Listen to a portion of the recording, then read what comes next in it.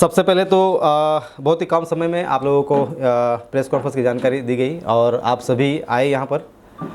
मैं आप सभी का स्वागत करता हूँ। आज एक बहुत ही महत्वपूर्ण बात मैं आपके माध्यम से प्रदेश की जनता तक संदेश देना चाहता हूँ। इस बात को लेकर कई लोग सोचने के लिए मजबूर भी होंगे कि प्रभु डुक्या ने ऐसा निर्णय क्यों लिया, क्या वजह है। बहुत सारे उसके वजह से पोल है। आने वाले लोकसभा चुनाव 2024 में इस चुनाव से मैं बाहर हूँ, चुनाव में नहीं लड़ रहा हूँ। दादरा नगर हवेली से लोकसभा चुनाव, जैसे कि आप सबको पता है कि 2019 में मैं कांग्रेस का प्रत्याशी रहा। उसके बाद सतत कांग्रेस पार्टी में प्रदेश स्तर से लेकर जहाँ जहाँ आलाकमान ने मुझे जिम्मेदारी दी। लास्ट में जैसे आप सबको पता है कि राजस्थान चुनाव में भी मैं एज ऑब्जर्वर करीब 8 सीटों को विधानसभा ऊपर मैं प्रैक्टिकली फील्ड वर्क के साथ में काम भी किया, काफ़ी अच्छा परफॉर्मेंस भी दिया। साथ ही मैं यहाँ पर दादरा नगर हवेली में एज अ कांग्रेस कमेटी में as a convener campaigning committee में मैं खुद हूँ। और यहाँ पर आप सबको पता है कि कांग्रेस पार्टी में मीडिया बोलो या ज़मीन स्तर पर काम करने हर चीज़ों को लेकर जहाँ कहीं भी प्रदेश के हित की बात आई, जनता के हक अधिकार की बात आई, जहाँ कहीं भी as a Congress leader, as a प्रदेश के एक जागरूक लीडर के तौर पर मैंने आवाज़ उठाने का काम किया है। और साथ ही मैं ये भी आपके माध्यम से जनता को कहना चाहता हूँ कि मैं चुनाव नहीं लड़ रहा हूँ। इसका मतलब ये नहीं कि जो आने वाले समय में 2024 चुनाव के बाद जो प्रदेश में जो जितनी भी जो समस्या है, जो हक अधिकार की जो लड़ाई है, वो तमाम लड़ाई में अविरत वो मेरी लड़ाई चालू रहेगी। लेकिन मुझे ऐसा लगा कि ये जो चुनाव है इस समय मैंने, जैसे आप सबको पता है, मैंने 2019 से ही लगातार प्रदेश में जितनी भी जो समस्या को लेकर और प्रदेश में जनप्रतिनिधियों के जो अस्तित्व को लेकर, दादरा नगर हवेली के अस्तित्व की बात को लेकर, यहाँ के हक अधिकार को जो भी मुद्दे हैं, वो तमाम चीज़ों को लेकर मैंने हर प्रकार से कोशिश की कि सबसे पहले कि दादरा नगर हवेली में जैसे कि स्वर्गीय मोहन डेलकर जी का निधन होने के बाद जो प्रदेश में जो परिस्थितियाँ खड़ी हुई और दिन ब दिन जो यहाँ के चुने हुए जनप्रतिनिधियों के जो एक बिल्कुल उनको ऑफिस दी गई है, उनको चेयर दी गई है, लेकिन उनको पावर नहीं है। जैसे कि पूर्व में कलेक्टर यहाँ हमारे कंदन जी भी रहकर गए हैं, उन्होंने भी कहा है कि दादरा नगर हवेली में जो चुने हुए जनप्रतिनिधि है वो सिर्फ एक केयर टेकर की भूमिका में है। ये सारी चीज़ों को लेकर मैं पार्टी पॉलिटिक्स से ऊपर उठकर प्रदेश के हित के लिए तमाम चुने हुए जनप्रतिनिधि, पार्टी पक्ष के जो नेता हो या सामाजिक न्याय के मंच के नेता हो, सबको साथ में जाकर चर्चाएं की कि दादरा नगर हवेली में ये जो बहुत ही नाजुक परिस्थिति गुजर रहा है और ऐसे समय में हम सबको एक मंच पर आकर जो वर्तमान में शासन या प्रशासन की जो तानाशाही, प्रशासन की जो मनमानी है, लोकशाही को बिल्कुल यहाँ पर एक हाशिए में दखल दिया गया है, इन सारी चीज़ों को लेकर एक मंच पर आकर लड़ने की बात हमने कही। लेकिन सभी नेता अपने अपने निजी स्वार्थ और अपनी अपनी जो व्यक्तिगत महत्वाकांक्षा को छोड़ना नहीं चाहते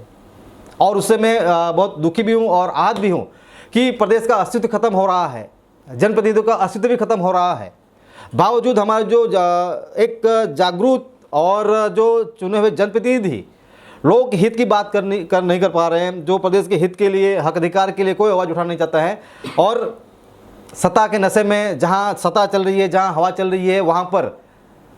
पूरे जो जनप्रतिनिधि है वो एक दिशा में दौड़ रहे हैं। मुझे ये भी लगा कि जो आने वाले समय में 2024 चुनाव के बाद कौन एमपी बने नहीं बने ये तो वक्त तय करेगा, परंतु 2024 लोकसभा चुनाव के बाद जो भी सांसद बनेगा उसके लिए बहुत सारी चुनौतियां हैं, बहुत सारे चैलेंजेस हैं। तो मैंने इस समय मैंने ये देखा कि मैं यहाँ पर एज कांग्रेस पार्टी के तौर पर मैंने हमारी जो कांग्रेस पार्टी की तमाम जो स्थितियाँ हैं, जो परिस्थिति है, संगठन से लेकर जो यहाँ के जो चल रहा है, यहाँ पर संगठन में क्या चल रहा है, सारी चीज़ों को लेकर हमने यहाँ के जो हमारे जो कांग्रेस के हमारे जो एआईसीसी प्रभारी इंचार्ज मानिक राव ठाकरे जी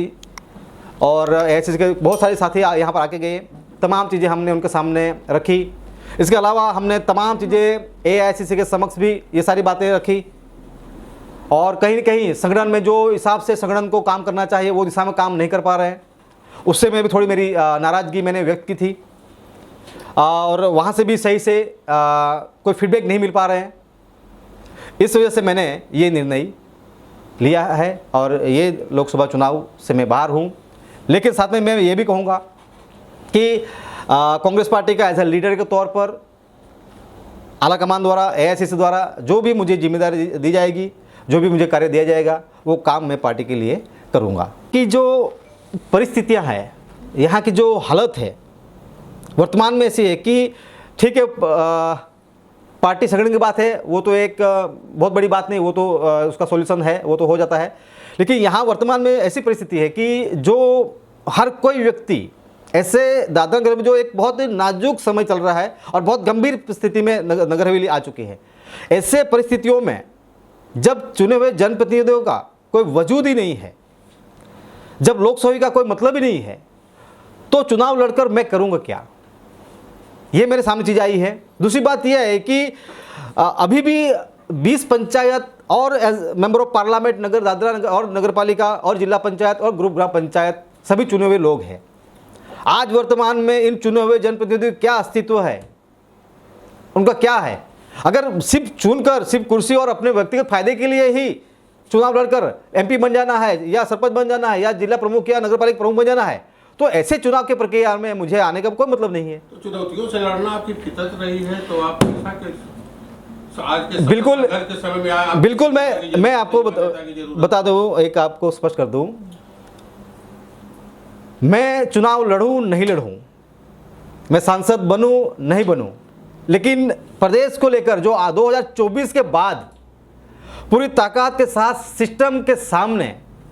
जिस प्रकार से भी लड़ाई लड़नी है, वो लड़ाई मैं लड़ूंगा। लेकिन उसके लिए मुझे जरूर नहीं सांसद बनना, जरूर नहीं मुझे चुनाव लड़ना, मुझे थोड़ा सा वक्त इसलिए चाहिए कि समाज के बीच में जाना है, समाज में, प्रदेश में जो आखिरी पंक्ति में जो व्यक्ति बैठा है वहाँ तक पहुँचना है, उनके हक अधिकार के लिए उनको तैयार करना है, और उनको तैयार करके रोड के ऊपर उतारना है अपने हक अधिकार के लिए। उसके लिए मुझे थोड़ा सा वक्त चाहिए, और शायद वो वक्त मैं चुनाव लड़ता या लड़ूं तो वो शायद वो समय मुझे नहीं मिल पाए, इसलिए मैंने ऐसा डिसीजन लिया है। कोई दूसरी पार्टी में जाने का इरादा तो नहीं? सवाल ही नहीं होता है, सवाल नहीं होता है। कांग्रेस की पार्टी के साथ हूं, रहूंगा, बीजेपी के अगेंस्ट हूं और रहूंगा। MP का चुनाव लड़ रहा है। कांग्रेस पार्टी ने हार की बात सवाल नहीं आती है। जब राहुल गांधी हमारे पूरा सिस्टम के सामने, जब अभी न्याय यात्रा निकल रही है, अभी महाराष्ट्र में उसको खत्म होने वाली है, वो उन्होंने बार बार कहा है कि सदन के साथ साथ में रोड के ऊपर भी उतर कर लड़ाई लड़नी है, तो वो लड़ रहे लड़ाई। और मैंने कभी भी चुनाव प्रक्रिया को लेकर या चुनाव को मैंने कभी मैंने प्रायोरिटी नहीं दी है। मैंने हमेशा प्रदेश के हित के लिए, प्रदेश के हक अधिकार के लिए की बात की है, तो वो मैं चुनाव लड़े बिना भी प्रदेश के लिए जो मेरी जिम्मेदारी है, मेरी जो जवाबदारी है, वो जवाबदारी से भागूंगा नहीं।